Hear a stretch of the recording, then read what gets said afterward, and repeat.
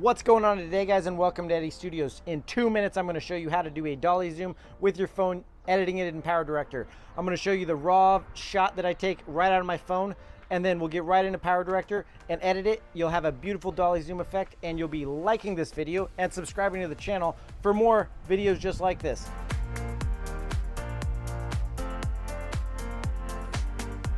All right, guys, we got our clip right into PowerDirector, and I have my dolly towards the subject one in there.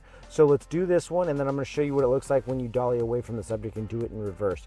Clicking on the clip, you got your tools down below. Pan and zoom is what you want, and custom. And then we're going to make that first clip be framed exactly like the last clip. So look at your last clip down there and try to pinch and zoom and make it fit perfectly. That looks about right, but I'm a little tight, and I want it a little tight because PowerDirector kind of acts that way. So let's go and play it and see how it turned out. And we can finesse that a little bit better, guys, but that's okay. You can do that on your own time. And here's what it looks like in reverse.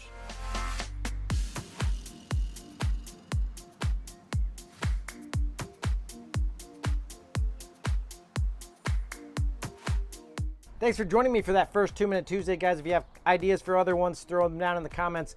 Until next week, though, and until I have that full playlist, check out the rest of my playlist on PowerDirector right here. And I'll see you next week with another video.